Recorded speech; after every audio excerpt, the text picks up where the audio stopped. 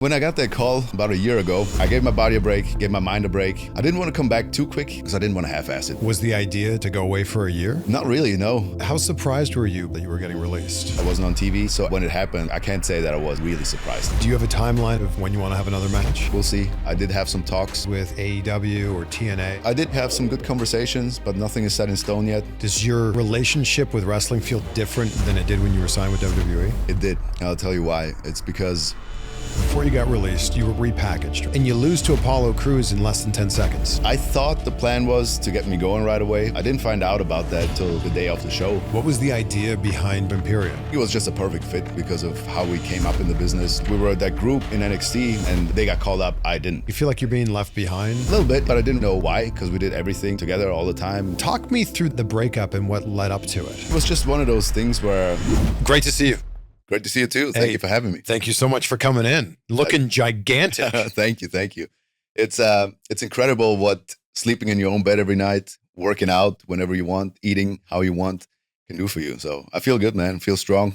Probably the best I've felt in like 5 years. And maybe the best you've looked in a long time too. Thank you. I appreciate that. Thank you. You posted this photo on Instagram in March, and you basically said like new chapter, and you're flexing and you look like you're ready to go. Yeah. What's that new chapter look like? You know, when I got that call about a year ago, the first thing I did was, like, immediately after that, I thought, okay, I'm taking a month off the gym because I've been going really hard. Like, in NXT, I made the decision, okay, it's the time now to get in the best shape in my life. So I did step up my workout regimen pretty intensely, like did cardio twice a day, worked out 5 days a week, wrestling 3 matches. And I did make good progress, but you can only maintain that for so long. And I just kept going, and then got called up to the main roster. So I definitely didn't want to slow down. And yeah, it's just one of those things where I got the call. I knew this was the first time for sure that I wasn't going to step in the ring for 3 months. So I definitely gave my body the break because I didn't get the results that I used to getting. My body started getting really stubborn. Like if I dieted, like things just didn't move it fast. So I gave my body a break, gave my mind a break, just been resting up a little bit. I live in Vegas, so there's always something to do. I like racing, always been Formula One fan, so tried a couple of spots out there and just took some trips, enjoyed the fruits of my labor and just recharged because I didn't want to come back too quick. I didn't want to get into things too quick because I didn't want to half-ass it, basically. So I gave myself the time, didn't really have a timeline in mind of how long I was going to be out for or whatever. But then as time went by, batteries recharged, you know, I started feeling better and started working out again. That was a lot of fun again. And just for the first time, go by how I feel. And I feel like it's obviously when you listen to your gut and go by how you feel, then it's not that drag or forcing things to do. And I just felt ready, man. That's what I basically had in mind. Like, I'm going to take the time that I need. And when I'm ready, I'll be back and I'll go all in. We didn't hear from you for over a year until you posted this photo on Instagram. Yeah. Was the idea to go away for a year? Not really, no. I just knew that after the call, because it was such a surreal feeling, man. It was like, on the one hand, it sucked that chapter was over because that's what I wanted to do since I was 13 years old. But on the other hand, because it was such a roller coaster leading up to that, it felt freeing in a way. Like I told a friend of mine, he asked me if I was okay. I said, yeah, man, I'm good. It's almost like when you're in school and school ends and you go on summer vacation. Just all the weight was off because at least I knew. At least I knew. There was no more thinking about it. And really after that, all I did was I just knew I was taking some time. Didn't know how much it was. And yeah, I didn't think about how long exactly I was going to be out for. Just like, okay, I'm going to need some space, take some time for myself, figure myself out, and yeah, enjoy life a little bit. How surprised were you by that call that you were getting released? I was and I wasn't because, I mean, during the summer of the year previous, I wasn't on TV, but I knew there was a plan to come back eventually. And we did those vignettes and everything, but that didn't last long, unfortunately. So after that, I noticed when some thoughts started to creep in. But, you know, I tried to focus on the positive, and I always had high hopes. Like, for example, when the new year started, I know SmackDown went from 2 hours to 3 hours. And I was told, like, you know, there's a quote from one of the producers, like, we have all the real estate in the world, there's just not enough land. Which, like, basically, you have all the great wrestlers, there's just not enough time on the show. So when SmackDown went to 3 hours, I thought, well, maybe now it's going to happen. Like maybe here's the chance and whatever. And then, wasn't needed for TV for a couple of weeks. And, you don't want to hear that call. But when it happened, like, I can't say that I was really surprised at it. So it was kind of like it was a weird mix of feelings. A lot of people right after their 90 days are up, like they hit the indies or they start doing conventions. Yep. You haven't done any of that. No. So how do you feel about wrestling right now? There's, it's funny because like, this is what I wanted to do since I was 13 years old. And when that chapter ended, I knew I wanted to take some time away, but I feel like there's way more things to do for me. I feel like I haven't reached my full potential yet. I feel like some people know what I can do, but I know I can do a lot more. And I just really wanted to take enough time to not come back and like go in halfway. So I definitely work out like I want to wrestle again. I feel like there's many things still to do. Nothing set in stone yet, but when that opportunity comes, I know I'll be ready for it. Do you have a timeline in your own mind of when you want to have another match? I mean, we'll see. We'll see what's coming up. I did have some talks with a couple of people, some really good talks, and we'll see, man. I always believe in the timing of the universe, that everything happens for a reason. And it's just a feeling that I got. Like at some point, I just felt like working out more. At some point, I just felt like dialing in my diet again, just getting more serious with cardio and all those things. And I don't have to force myself to do that. So I know when that opportunity comes, it'll be the perfect timing. I'll be in the perfect spot mentally, physically, and I'm going to kill it. Your last match was December 13th, 2024. Mm-hmm. So here we are 16 months later. Yeah. Does your relationship with wrestling feel different now than it did when you were signed with WWE? It did. I'll tell you why. It's because, so I grew up in Italy in a small village, 2,000 people, right? And I remember when I was 5 years old, I was watching TV with my dad. And have you ever seen the movie Commando by any chance? Of course. Arnold, right? Yeah. So the opening scene. Classic. Man, yes. So many good lines in that one. And the opening scene is, I remember as if it was yesterday. I was playing with something in front of the TV. My dad's in the back watching. And I look up and there was the opening scene. And it's Arnold, like tree trunk on his shoulder, carrying the chainsaw in the other hand, biggest biceps I'd ever seen up to that point. And I look up and I looked at my dad and like, who's that guy? And he explained it to me like, oh, it's Arnold, He grew up 2 hours away from where I grew up. Same scenario, small village. He said, yeah, and now he became bodybuilding champion, moved to the States. Now he's in movies. And that at that moment, just my complete horizon just opened up. Like, whoa, that's possible. You can go from where we live to the country where the movies are made. Like, that's how I looked at it back in the day. So I was very fortunate because ever since I was 5 years old, I told my dad, I'm going to move to the States one day when I was 5 years old. And in my mind, I knew I wanted to do something special with my life. I just didn't know what it was yet. So I tried all kinds of sports growing up. I played soccer, which was big there, handball, I played hockey, tennis. And then when I was 10, 11 years old, I started more going towards individual sports. I actually became a pro skier before I started wrestling because I lived in the middle of the Alps. Like that's the perfect thing to do. Yeah. And then it was pretty intense. Like our coach was pretty insane. Like he put us on a pretty professional regimen, trained year round and whatever. So it was intense. What style of skiing? Everything. So racing, like you do downhill, you do super G, slalom, giant slalom. I did all the disciplines, and it's rough at the start because you have to work your way up. You start at the very back. The track is not good anymore. So when you go down, like that's all you feel like. It's cold, man. I have respect for those guys doing that year round. Like because you get up at 4:30 in the morning. It's cold. You go up 3 lifts to get to the race. You sit around there all day until it's your turn and all that. But yeah, I mean, I remember one of those days in the winter. I went home and I was just flipping through channels, watching TV with my brothers. And there's a channel in Italy called Italia Uno, and they showed SmackDown. It was a SmackDown episode before the Survivor Series in 2003, and it was Undertaker wrestling Brock Lesnar and Big Show on a biker chain on a pole match. I'm like, what's going on here? What is this? Coolest thing I've ever seen. And then it just hit me. Like I saw a little documentary the week after about Rey Mysterio and how he started working out in Mexico and training. Like, dude, that's it. Like, this is it. Just skiing went down the list of priorities big time.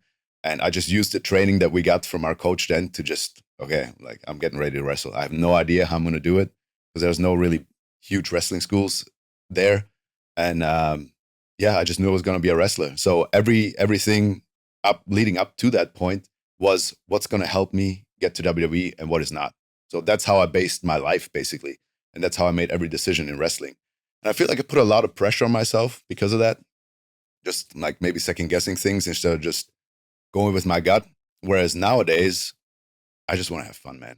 I want to go out there because that's what it's supposed to be. It's just fun. I want to have great matches. I want to be authentic. I want to tear it up with whoever I'm in the ring with. Just have a good time and enjoy the process. Live in the moment. And I know that's when great things are going to happen. So if you fell in love with WWE when you were a kid, and this is the dream, this is the goal, you're working your way up through the indies, you finally get signed by WWE and you're there for 8 years. Yep. And then you get that phone call that you're released. It's got to be heartbreaking. Yeah. Yeah. I mean, it did suck to know that chapter was over, especially because you make big sacrifices to come here. You leave your family behind, you move halfway across the world. You start out at the bottom of the ladder again with people who like have never done a role in their life, basically, even though you've been wrestling for 6-7 years, but you just, gotta not let your pride or your ego take over when it comes to that. So you go through that whole process again, eventually get to the main roster. And then it's so weird because I did put a lot of effort into those vignettes. Like I planned out where to shoot where in Vegas with the guys there. And I loved how the vignettes turned out. Like I was super happy with those. And I thought, man, here we go. This is it. This is the time. And then it just went the way it did. So just having that thought in your mind that, okay, here we go. But then it's kind of taken away. It sucked. But like I said earlier, it was such an emotional roller coaster leading up to that it's okay. And I do believe everything happens for a reason. So you never, especially in wrestling, never say never. So we'll see what happens from here on out. But I'm more focused on the future and the present now and looking forward to it. Right before you got released, you were kind of repackaged, right? Yes. So you had these vignettes that you're talking about. It's like Italian elegance. You're speaking Italian. You're driving a Ferrari in Las Vegas. And then you come out and you lose to Apollo Crews in less than 10 seconds. Yeah. So what was the original plan with these vignettes and where your character would go? I thought the plan was to get me going right away. And I didn't find out about that till like basically the day of the show. So at the end of the day, you're a professional. So whatever the plan is, you try to make the most of it. I do have to say, like, as far as entrance wise, that was my favorite entrance I've ever done because in the group, I always felt a little bit like I tried to fit in. That's why I didn't stand out. Whereas with that character that I did in NXT and it worked great there, doing that on the main roster, I just felt like, okay, I have some sort of direction, who I am, what I'm supposed to do, and was my favorite entrance personality-wise, charisma-wise, and everything. And then the plan changed the day off. Looking back now, I feel like from a business standpoint, if you look at the positives, it definitely got attention. Definitely, like, it got people talking. The unfortunate thing for me is just that not more came out of it because I feel like we could have done a lot of cool stuff with that character on SmackDown. I know Apollo and I could have tore it up in a match. We did in NXT. We did on main event. We have great chemistry. It was just things just kept happening. We moved to a different channel 2 weeks after. Then the next thing happened. I wasn't on TV for a little bit. And yeah, that's just one of those things that are a little unfortunate because I saw myself actually having really good matches with the guys in the United States title picture at the time, like Mello, LA Knight, Andrade at the time. That I think we could have done some cool stuff there, but yeah, it is what it is. How would you sum up that character? Like a playboy? Is that what it is? Yeah, like a high class Italian playboy, kind of world class sportsman, because the skiing like is a part of me, like that you saw in the vignettes. The racing is a part of me in the vignettes, and he's just. I'm sure you've seen Pumping Iron as well, right? Of course. Yeah. So I'm coming all the time. Man, what a guy. So what a guy. Arnold, like in that one, I remember the one phrase somebody talked about Arnold, and he said, Arnold, he's cocky, but he has a right to be because he is the best. And that's what I took from there. It's like he's this cocky, almost arrogant, but cocky in a likable way. Yeah. Because he has a right to be, because he is the best. And that's like, I feel like in the ring, I can keep up with everybody. Like I'm very comfortable when it comes to that. I'm very confident when it comes to that. And it was the first time in my wrestling career where I really knew who I'm supposed to be or had some sort of direction. And I feel like that's why it connected with fans the way it did. Because the first entrance I did, they were chanting my name when I wasn't even in the ring yet. So yeah, plans change. It's wrestling. I wish we could have done some more stuff with that on the main roster on a bigger stage, but it is what it is. It's all good. Is wrestling still the main focus for you right now? Yeah. It's been my passion since I was 13 years old. It gave me purpose in life. It was the one thing that drove me, motivated me, made me realize my dream of moving to America and doing what I do. It gave me the life that I have now. So I could never be bitter about wrestling itself. I just needed some time away, like you do sometimes. I've been on it for, what's it been? I had my first match in 2011. So 14, 15 years nonstop. And I wouldn't have made the decision myself, but the decision was made for me. And when it happened, because I was determined to, like, when I signed with WWE, I'm WWE all the way, stick it out till the end. But when it happened, I was like, okay, well, that's that. I'm going to take some time away. I'm going to take some time for myself. And when I'm ready, I'm going back to doing the things that I love. So what's been keeping you busy over the last year or so, other than getting into phenomenal shape? Well, it's really just like going after my hobbies. There's a lot of cool spots in Vegas. Like, I feel like I still haven't scratched the surface. Like in Vegas, I love racing. Like I said, there's a couple of cool spots there in Vegas to try out, whether it's go-karting, whether it's like driving Ferraris or Lambos around the track and all that. I took a couple of trips and just enjoyed the fruits of my labor, just lived life a little bit. And it's weird because life without wrestling feels very different. Because when you're wrestling on a regular basis, you go from, okay, this wrestling match, and just that, you had some matches back in the day, right? No, I know. I had some backyard matches, which are not actual matches. But I understand what you mean. It's like you go from the high of being in the ring, exactly, to the hotel, to the airport. Yes. Like, and that's your life for so many years. Yes. And you just go by like match to match to match. And man, having a wrestling match and things go exactly the way you want them to go, and they go well, that rush, there's nothing like it, like after a wrestling match. And I kind of missed that. It was weird experiencing life like that. It's just, okay, it's another day.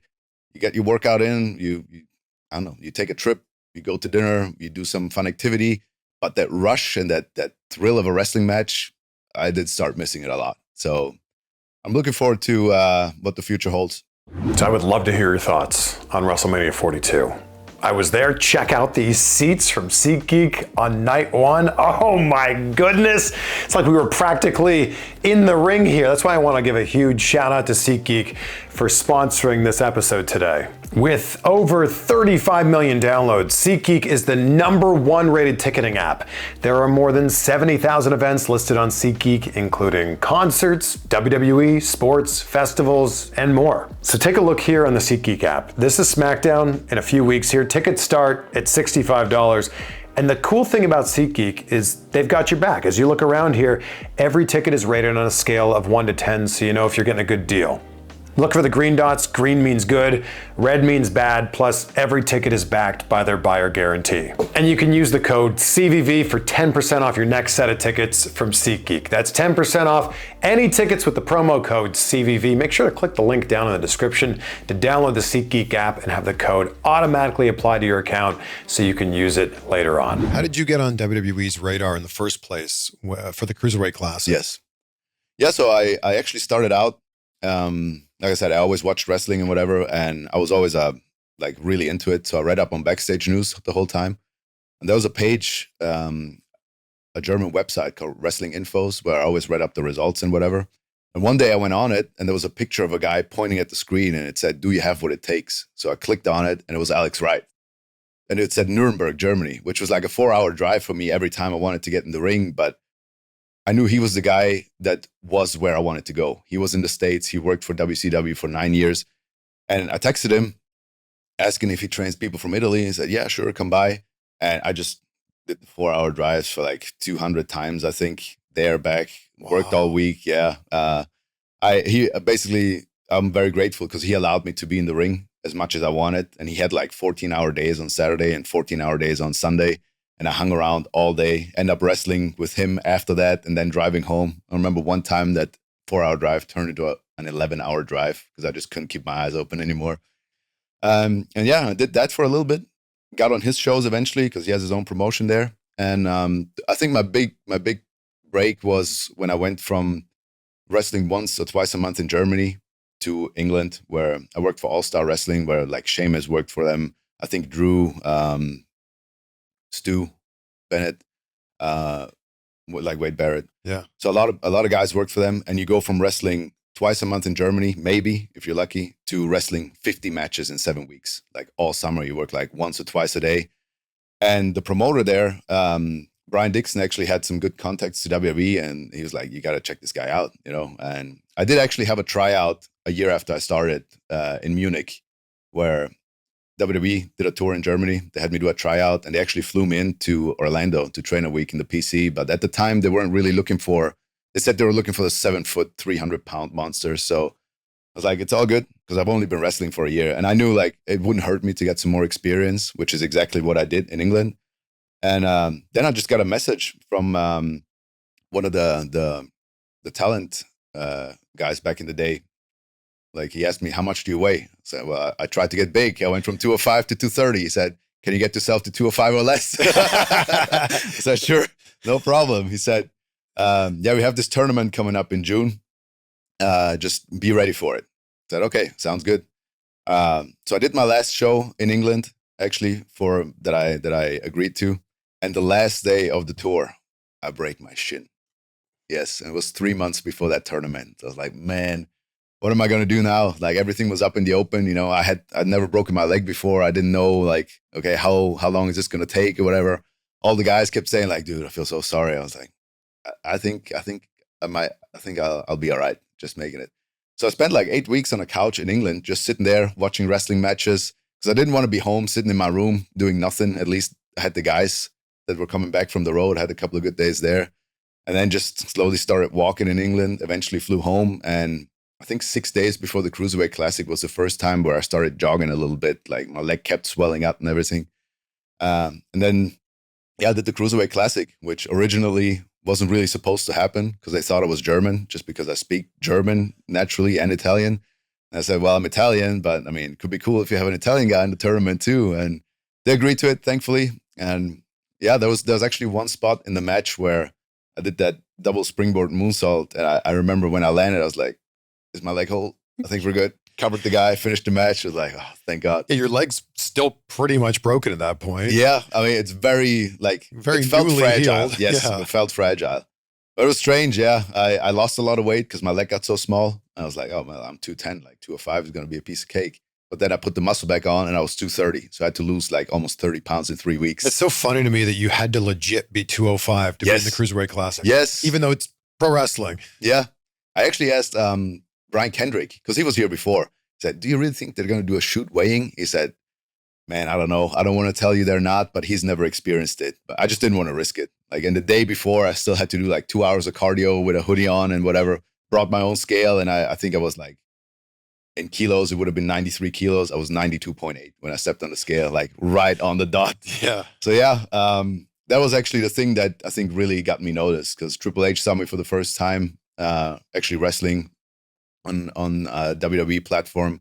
William Regal was a big fan at the time. He said, you need to be here as a heavyweight. And it was weird because the tournament happened in June. And then I think they did the 205 live right after. And I didn't hear anything for a while. So like, man, like everyone told me, like I did good, but we'll see. So I kept wrestling that schedule in England again. And then I had a show in Germany that year in December. And we went out after the show, just partying a little bit. And when I got back to the hotel room, I set my alarm for the next day and an email popped up from Kenyon Seaman at the time. I was like, why is he texting me now? See, I'm getting goosebumps already. And he said, William Regal and Triple H told me to put you in the hiring process. Dude, wow. Best Christmas present ever. I couldn't wait to tell my coach the next day. And yeah, that's how it all started. I got my visa 6 months after, moved here, and let's get started in NXT. What was the biggest difference for you from moving from where you grew up to moving to the U.S.? I also moved to the U.S., so yeah, I get it. I grew up in Canada. Right. Well, it was definitely different because like everything's small where I'm from. Like it's a 2,000 people village. I think a school here has 2,000 people. Yeah. You know what I mean? Yeah. And my high school had 2,000 people. Exactly. And I was always such a big Simpson fan. Like that's how I actually learned English. It's basically from The Simpsons. What? Yes. Like the most was probably from The Simpsons because I grew up watching it all the time. And then I was okay in school in English, but then when I came across wrestling, I obviously wanted to know like, hey, what did that guy say? And I like did the research and got better through that. And then one day it just dawned on me, like, I should just watch The Simpsons in English because I knew pretty much every word what they were saying. I didn't have to look anything up. And I switched that. I watched all The Simpsons in English, and like a couple of things that that happens in those episodes is like, for example, when I call someone in my village, right, you talk to a person right away. Yeah. When they did it at The Simpsons, like there was one episode where like I think Bart had a cast on his foot and he tries to call the police about a murder and whatever. If we want to report a murder, press 1. If you want, I'm a huge Simpsons fan. Are you? I love that. Dude, Yeah, it's awesome. There's a lot of similarities when it comes to that. So first time I called someone in the States, if you want to do this, press 1. Like, dude, it's the same thing. But yeah, I was always so focused on coming to America that I was like, man, I'm here. Like, I'm actually here. Because I looked it up all the time on TV. I watched shows about it or American TV shows. And it just felt like, yeah, a little bit living in a movie. It was a dream come true. So as you know, I've been focused a lot on my health lately, and it hit me that I should probably be putting that same energy into my dog's health too. Meet our sweet little girl, Luna. She's a 15-year-old Chiweenie rescue, but Luna does a lot of licking. Like, she will leave wet spots on the furniture from it, and I learned this is not normal dog behavior. It could actually be a sign of allergies. Just like us, dogs rely on good bacteria to support their gut and help keep their immune system calm. That's what led me to Better Wild Allergy Relief Soft Chews, designed to help support your dog's allergy defenses by strengthening digestion and restoring balance from the inside out. Powered by Ancestral Advantage Wolf probiotics and natural ingredients shown to help reduce itching while supporting gut, immune, and skin health. Luna takes them every day since Better Wild sent us some to try, and the difference has been huge. And right now, Better Wild is offering anyone who watches Insight up to 40% off your order at betterwild.com/CVV. That's betterwild.com/CVV for 40% off your order. These statements and products have not been evaluated by the FDA. These products are not intended to diagnose, treat, cure, or prevent any animal disease or condition. What was the idea behind you being in this group with Walter at the time and Marcel at the time to form Imperium?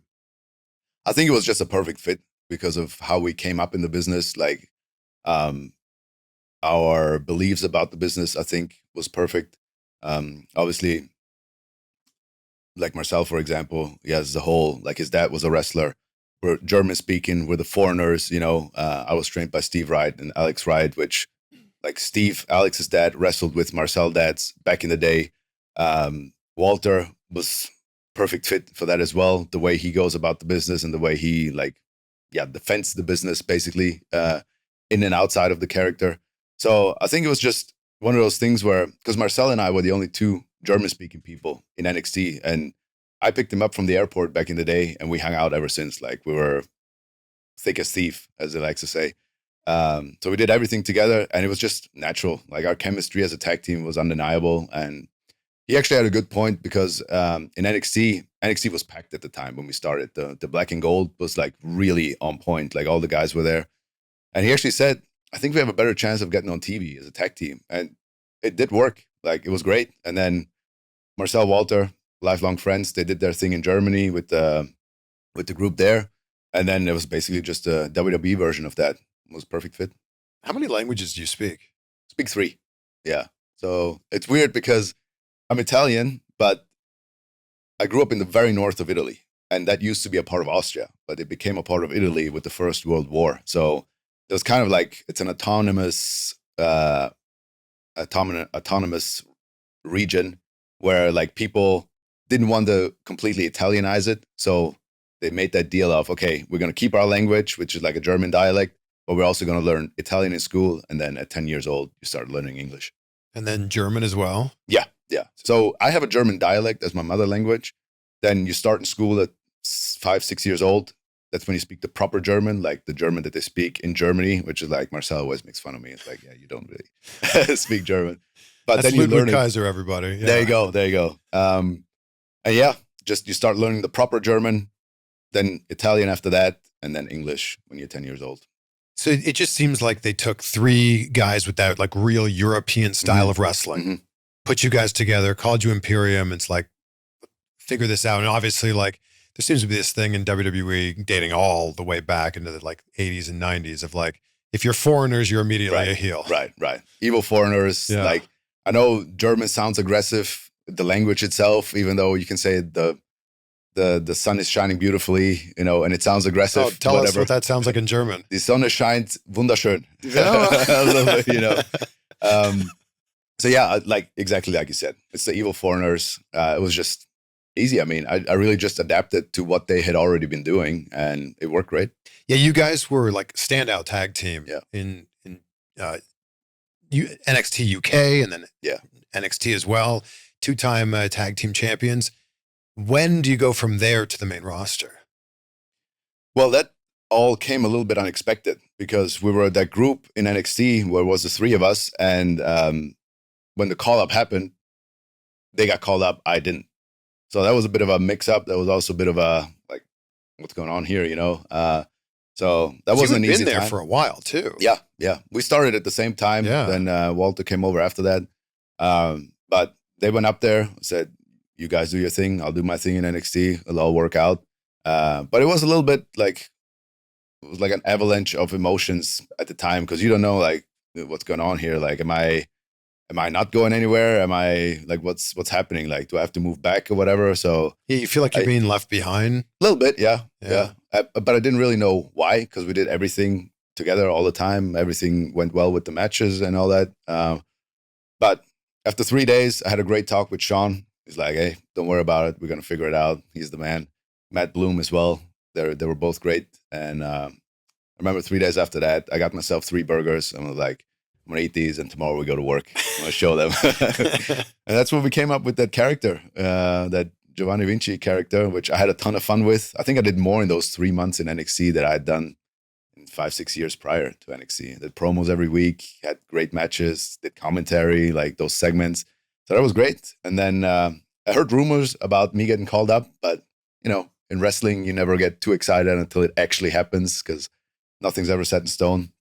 And yeah, I mean, the debut was great in front of 60, 70,000 people showing up there, Clash at the Castle. But you're doing this work in NXT as a completely other character. Mm-hmm. And then it's like, you immediately say goodbye to that and it's back to what you were doing before. Yeah.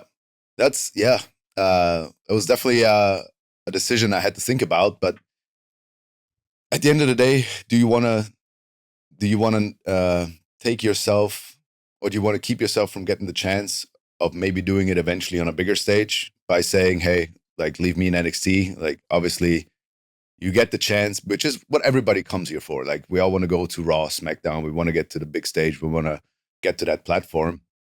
And I just felt like, you know, there's good chemistry there. If we can do what we did in NXT on the main roster and then maybe eventually go the same path as we did in NXT when we go separate, then that's great. But I didn't want to take away that chance for myself. So, got called up. We did that thing for a couple of years, and then the debut went the way it did. Yeah, that main roster debut is really interesting because they're booing Ludwig Kaiser, right? He's heeling out in the mic.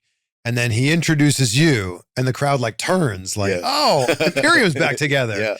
And then he introduces Gunther, and it's like, oh, okay, we're gonna boo again. Right. And it was a funny like roller coaster of emotions. It is, yeah. But I think those are the best moments for the people, where it's like, oh, nobody knows what's really happening. Like, you can tell that the audience was involved in that, and when the audience is involved, like, it's amazing. Why did your name have to change? I guess copyright. I don't know, because it is your real name. Yeah. But then you change, actually, all you guys in Imperium change your name, right? Walter goes to Gunther and Marcel goes to Ludwig Kaiser, and then you change your name to Giovanni Vinci. Yeah. Now, what was the thought process in changing your name? I basically just got a message saying, hey, come up with a couple of last names, a couple of first names. And I looked up a couple of cool ones. I think Vinci actually means win in Italian. And I sent him a couple of first names, and it was actually, Giovanni is actually, so my little brother's called Hannes. His name's Hannes, which is the Italian or the German version of John. And the Italian version of John is Giovanni. So I feel like Giovanni sounded good, Gio sounded good, and Vinci went good together. And they just picked those two names. I think the way that Samantha Irvin introduced you like really helped to get you over, especially early on. Yeah. Oh, for sure. She did an amazing job. I was actually looking forward to the introduction every time myself. Like, oh, here we go. And Giovanni. She did amazing. Yeah. Did she tell you she was going to do that? No. Caught me off guard myself. I was like, oh, that was cool. Like, yeah, because you're probably so used to hearing the Giovanni Vinci, yes, right? Yeah. She put a totally different twist on it. Very enjoyable twist. And like, I think the people liked it too, because they were starting to get behind it the way she announced it. Yeah, it was great. And she did the same thing with Ludwig Kaiser. Yep. Ludwig Kaiser. It's strange because if you just make it a little bit different, it has such a big effect. Just a tiny little change. And yeah, I mean, she's amazing at what she's doing anyway. What do you think really on the main roster helped to get you guys over as a faction? I think the authenticity, just and the quality of the matches, because I feel like whenever we had a match, you knew you were going to see something cool. You knew we were going to see something entertaining. And like we didn't hold back, you know what I mean, with whoever we were in the ring with. And yeah, it was just that natural chemistry that connects with people, I think. Who were you traveling with most of the time when you're on the road? I'm a bit of a loner. So we started traveling as a group, but eventually like I kind of started traveling by myself a little bit. I feel like that's when, we started drifting apart a little bit there. But, you know, it is what it is.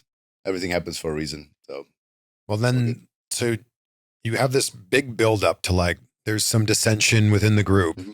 And then finally the payoff is Ludwig Kaiser like kicks you out and like he decimates you, right? He beats you down. And you're actually a big reason why Ludwig was able to get over as a single star because we were able to see so much aggression in that moment. But talk me through the breakup and what led up to it. I mean, it was just one of those things where I feel like it was planned for a little while. And when that moment happened, dude, you're a professional. So whatever I can do to make that segment look as good as I can, I'm going to do that. I feel like it came across really well. I feel like you said, it got him going right away. And I wasn't bitter about it or anything. I knew I was going to get my thing later on. So, just do the best you can with whatever you're given. He slams you into the LED ring skirt and like it glitches out. Yes. Was that a plan or is that just he slammed you into it that hard? Oh, no, they had to replace the whole thing afterwards. If it wasn't planned, man, that was timed out perfectly. Yeah, it was. It looked great, yeah. And then him walking away, and then he turns back around, and you're still laying on the steel steps. Mm-hmm. He runs full force all the way from the ramp, around the ring, and then kicks you. And it's like, man, that's like a kill shot. Yes. I think that's exactly how it was perceived. So I think it was good that I wasn't seen for a little bit after that to give that more effect, got him going. And yeah, I mean, he's killing it now. Gunther, Walter, killing it now too. So it's good to see that because I know how much work went into that and how many sacrifices were made. So it's good that. I've heard a lot of people saying that this new El Grande Americano looks a lot like Ludwig Kaiser. I don't know if that's true or not, but what do you think of the work that he's doing? I think he's killing it at whatever he's doing. Like, I think he has a good feel for what the people want to see and what people want to get out of it. And the reactions speak for themselves.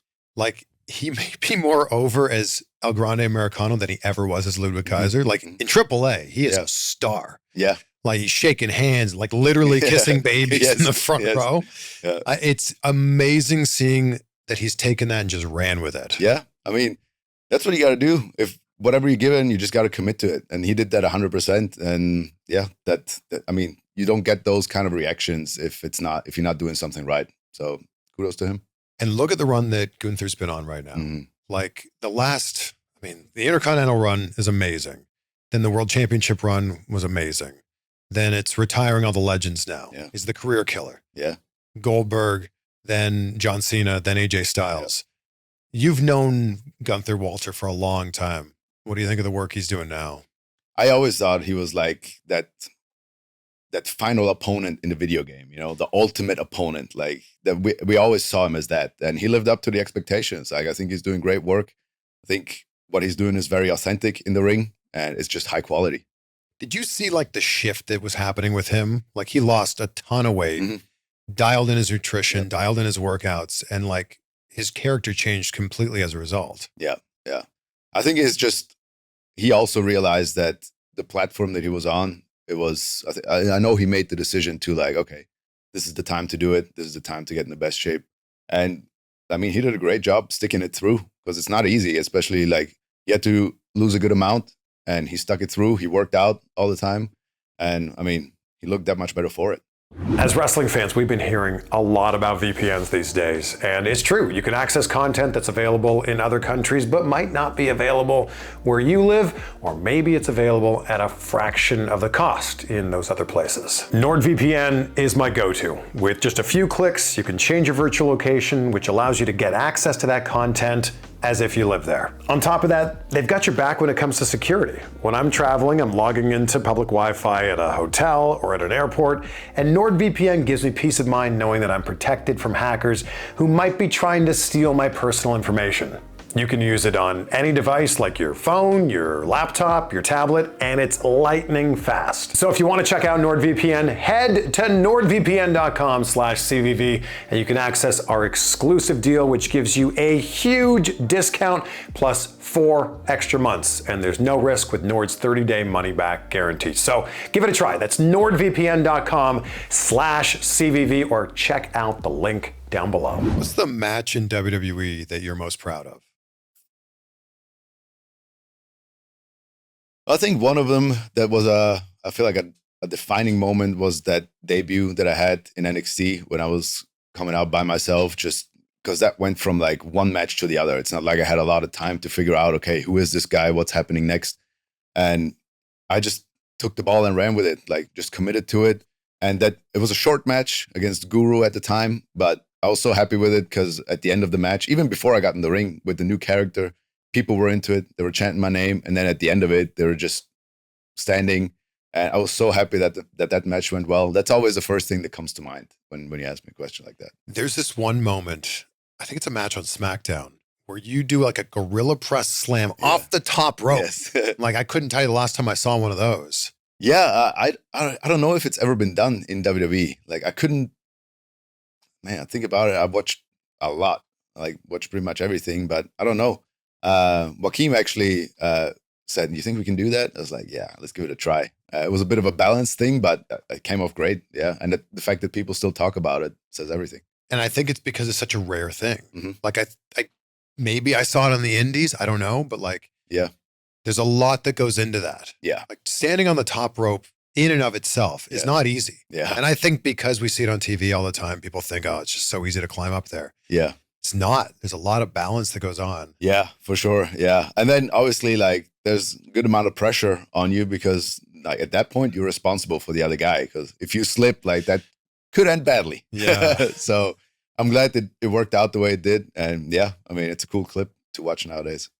You had a match where it was Imperium versus John Cena and Seth Rollins. Yeah. And I don't know if a lot of people know that you were in the ring with John Cena. Yeah. How did that match come about?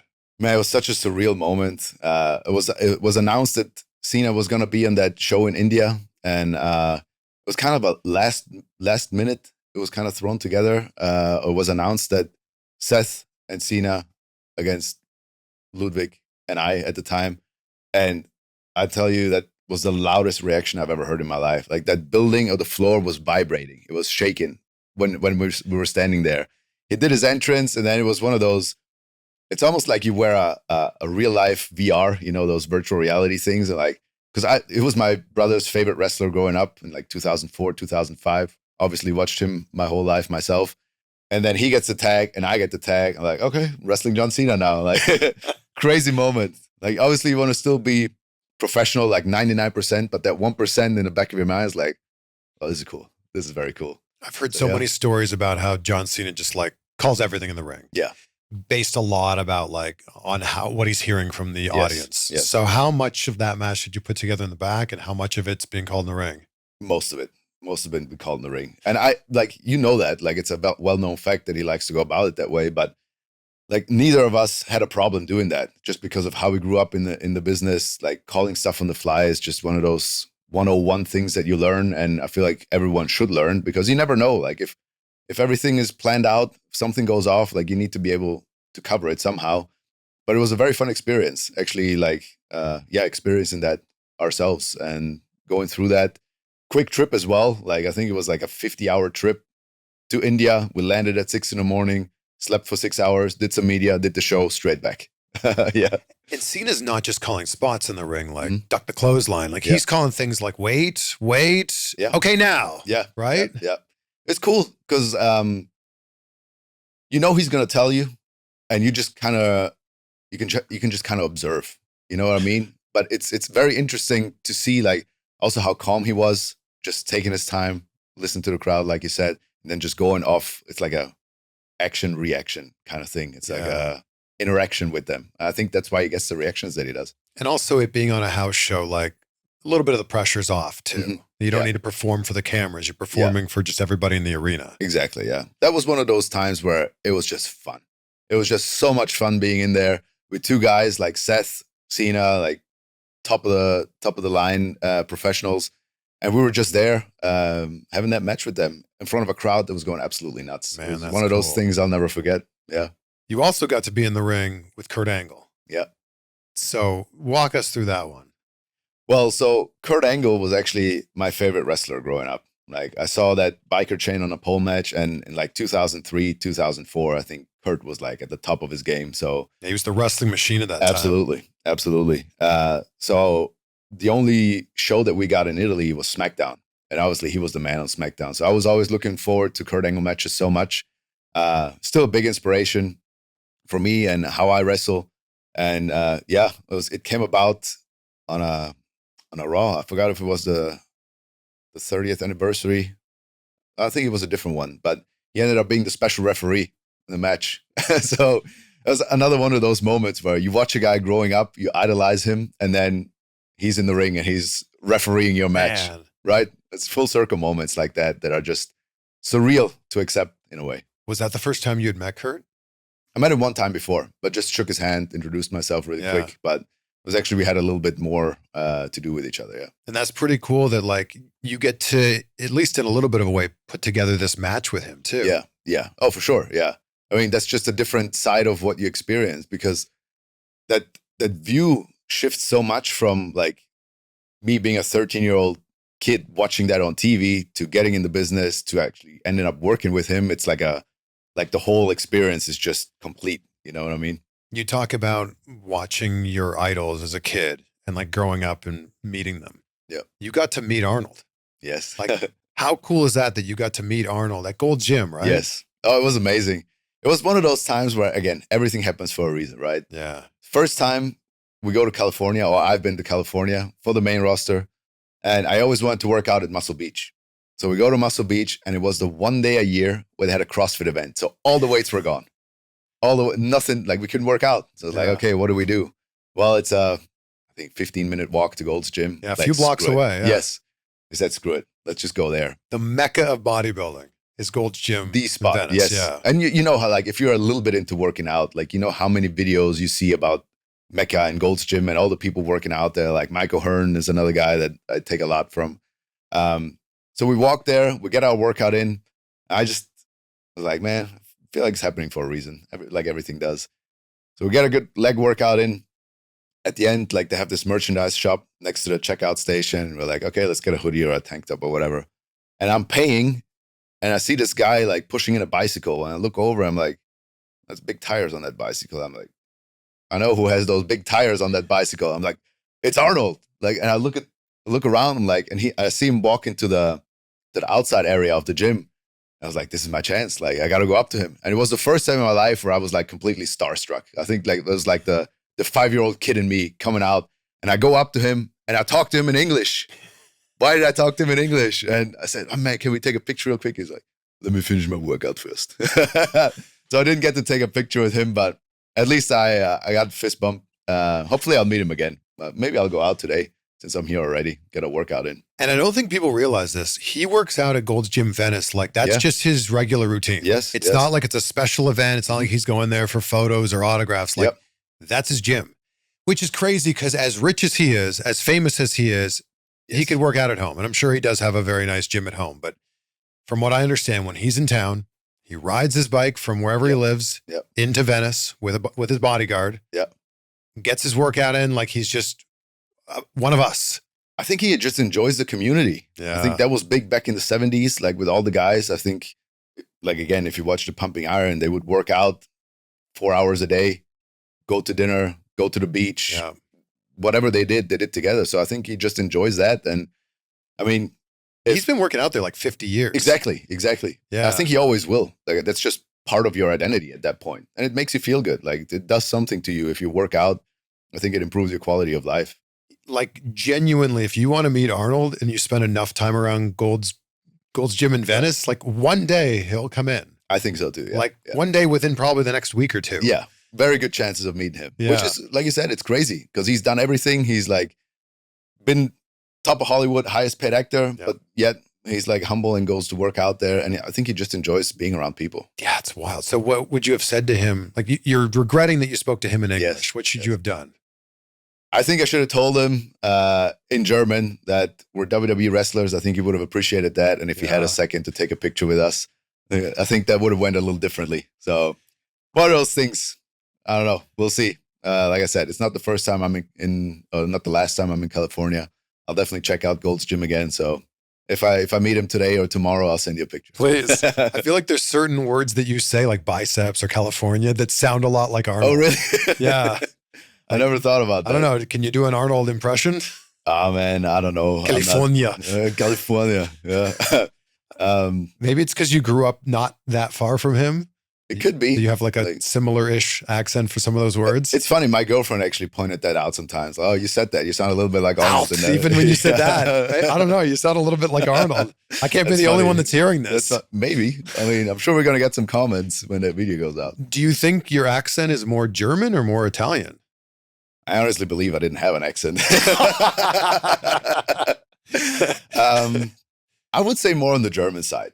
I think so. Just because it's my native language in a way, growing up, like that German dialect. So I can see that because like Arnold's German, as far as like, it's not the proper German, like they speak in Germany. It's also a kind of a dialect a little bit in Austria. So I get what you're saying. Like I can see how things are being pronounced, but it's not on purpose. When you moved here, you tried to drop your accent as much as possible?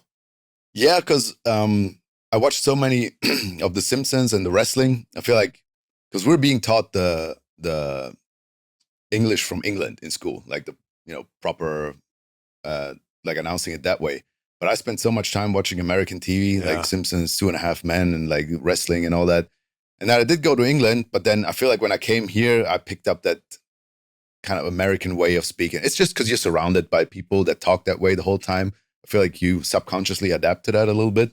So yeah, I would definitely say it's more on the German side. When Arnold first moved to the US, his accent was so bad, they had to dub, I think it was Conan the Barbarian. Yeah. And he tells this great story of he went to a dialect coach. Yeah. And he's like, I want to get rid of my accent. Yeah.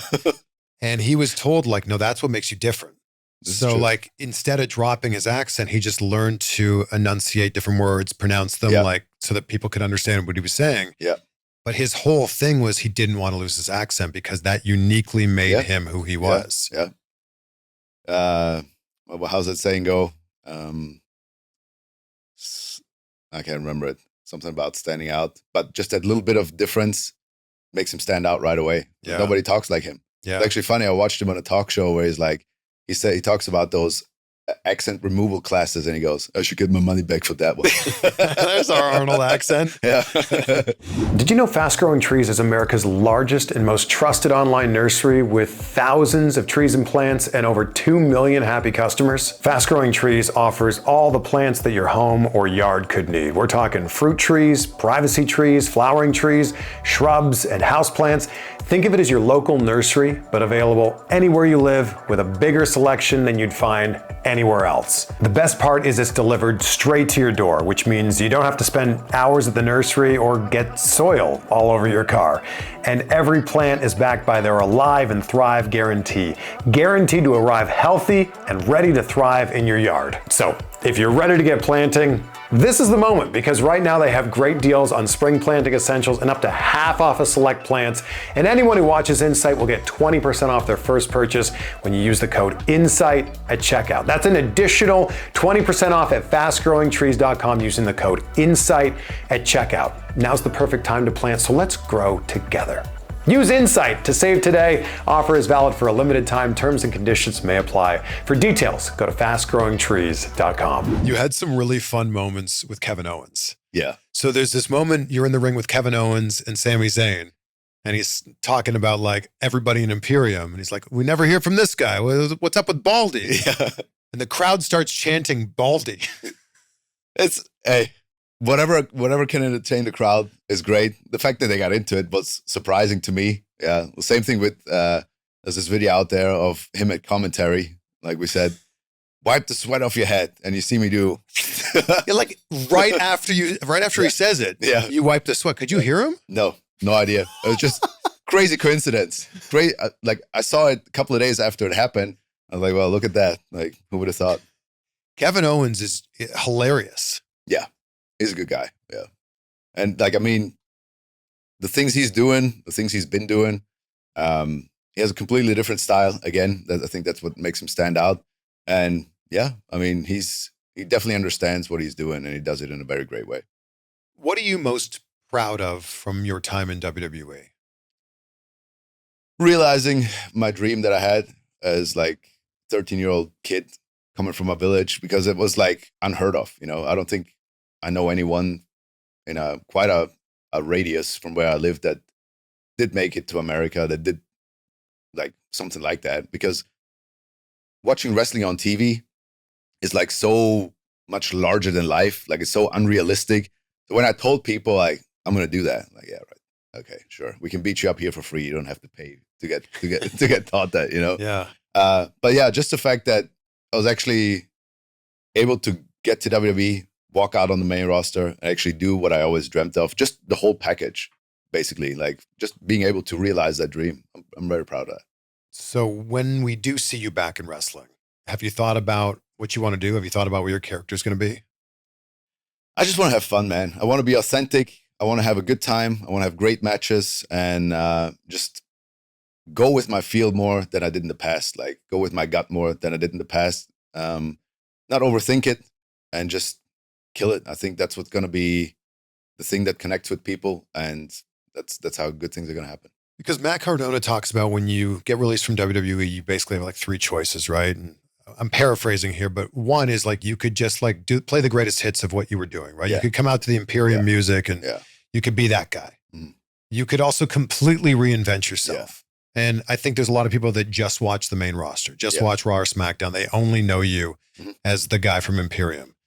If you did the Giovanni Vinci character, the Playboy character, it might be new to them. They might not know it. So you've got this decision you've got to make of like, do I be the character that fans relate to most, or do I be a new version of myself? Yeah.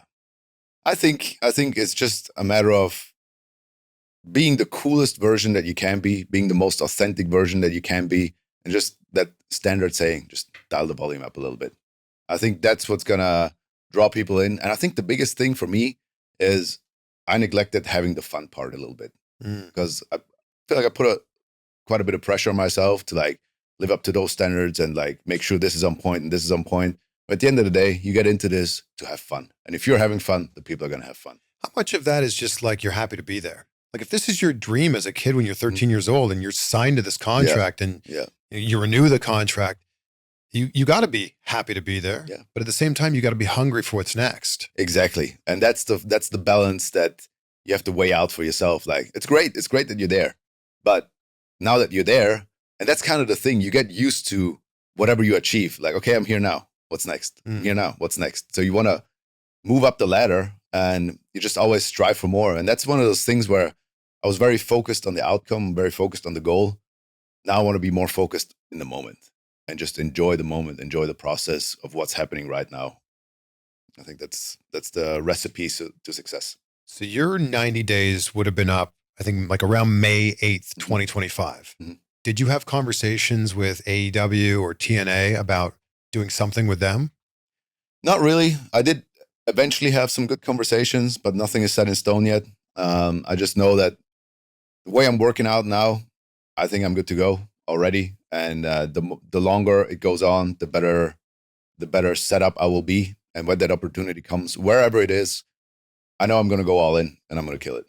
because that was the whole point of taking that time off, just to completely recharge the batteries and come back fresh and then go all in. I feel like you're teasing us for what's next. There's like we'll see you back in the ring sometime in 2026, but it's a matter of like, just keep watching, you'll find out. Pretty much, yeah. Pretty much. Keeps the eyes on the product. Well, it's interesting. You live in Las Vegas. Yeah. WrestleMania 42 is in Las Vegas, so obviously that's a big show, but there's also dozens of indie shows that are happening the entire week. So I'm just saying, maybe there's a chance we see you in a ring sometime in the next few weeks. The opportunities are there. Definitely. And like I said, whenever there's a perfect fit, whenever the time's right, I'll be there. I'll be ready. And we're going to have a good time. Do you feel like the batteries are recharged to hit the indies hard and grind like you were doing before you got signed to WWE? Whatever it is. I didn't make my mind up like I'm only doing this, I'm only doing that. I'm very set on one thing.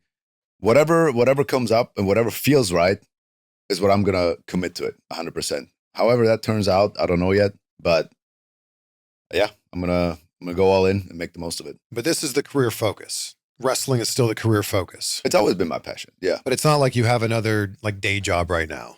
No, not really. No, I've enjoyed my life a little bit, made some good investments, just took up some hobbies, spent some time with the hobbies that I already had, like the racing and stuff. Were you there when F1 was in Vegas? Oh, for sure. Oh, okay. Oh, absolutely. Yeah. How was that? It was great. Yeah. I went there 2 years in a row, actually. Yeah. It is interesting because when you're there live, you see them go by and whatever, and it's cool, but you only see that small part of the track. So whatever you see around. Exactly. Yeah. Oh, that's it? Yeah. So yeah, that was actually one of my goals is to go to every single Formula One race around the planet. Oh, wow. I think that would be a cool thing to do and to just check off, gives you a destination right away where to go.